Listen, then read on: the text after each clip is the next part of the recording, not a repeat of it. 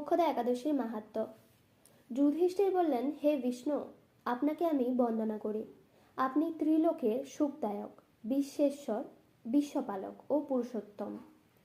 আমার একটি সংশয় আছে। অগ্রহায়ণ মাসের শুক্লপক্ষের যে একাদশী, তার নাম কি, বিধি বা কি, ও কোন দেবতা এই একাদশীতে পূজিত হন, তা আমায় বলুন।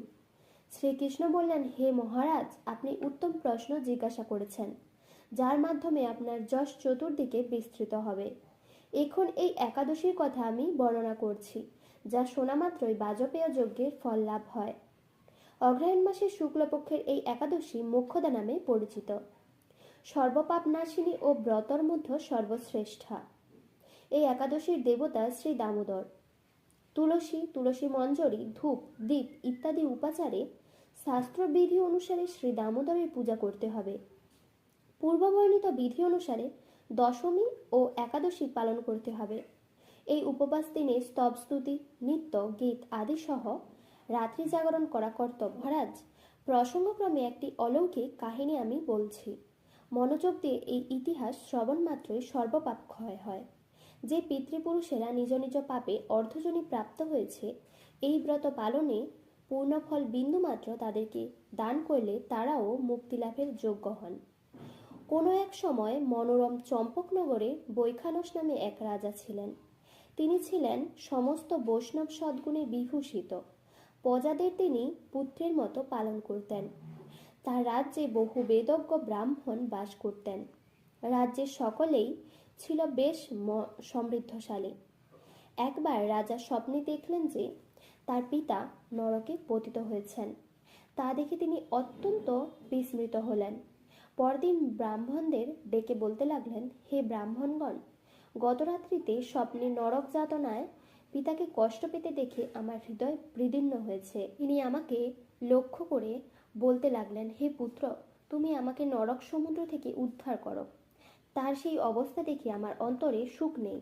আমার এই বিশাল রাজ্য, স্ত্রী, পুত্র কিছুতেই আমি শান্তি পাচ্ছি না।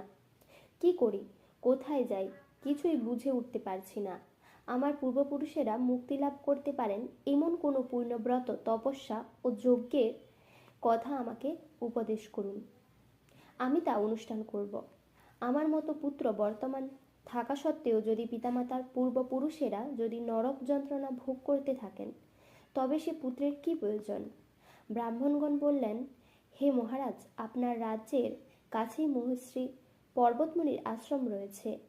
তিনি ত্রিকালজ্ঞ। তার কাছে আপনার মুক্তির উপায় জানতে পারবেন। ব্রাহ্মণদের উপদেশ শ্রবণ করে মহাত্মা বৈখানস তাদের সঙ্গে নিয়ে সেই পর্বতমুনির আশ্রমে গমন করলেন। তারা দূর থেকে ঋষিবরকে ষষ্ঠাঙ্গ প্রণাম করে তার কাছে গেলেন। মুনিবর রাজার কুশল বার্তা জিজ্ঞাসা করলেন। রাজা বললেন, হে প্রভু, আপনার কৃপায় আমার সবই কুশল। তবে আমি একদিন স্বপ্নযোগে পিতার নরক যন্ত্রণা ও কাতর আর্তনাদ শুনে অত্যন্ত দুঃখিত ও চিন্তাগ্রস্ত হয়েছি।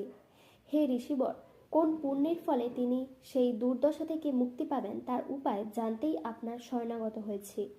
রাজার কথা শুনে পর্বতমুনি কিছুক্ষণ ধ্যানস্থ হয়ে বললেন, হে মহারাজ, পূর্বজন্মে তোমার পিতা অত্যন্ত কামাচারী হওয়ায় তার এরকম অর্ধগতি লাভ হয়েছে।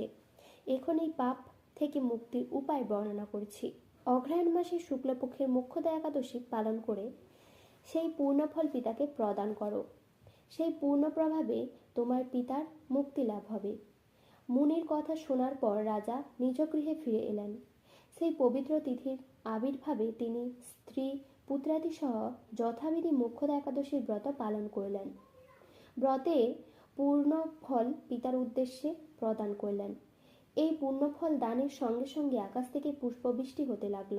হে পুত্র, তোমার মঙ্গল হোক। এই বলতে বলতে বৈখানস রাজার পিতা নরক থেকে মুক্ত হয়ে স্বর্গে গমন করলেন। হে মহারাজ যুধিষ্ঠির, যে ব্যক্তি এই মঙ্গল দায়িনী মোক্ষদা একাদশীর ব্রত পালন করে তার সমস্ত পাপ বিনষ্ট হয় এবং মৃত্যুর পর মুক্তি লাভ করে। এই ব্রতের পূর্ণ সংখ্যা আমিও জানি না। চিন্তামণির মতো এই ব্রতটি আমার অত্যন্ত প্রিয়। এই ব্রত কথা যিনি পাঠ করেন এবং যিনি শ্রবণ করেন, উভয়েই বাজপেয় যজ্ঞের ফল প্রাপ্ত হয়। পরের দিন পালনের সময়সূচি। পশ্চিমবঙ্গ।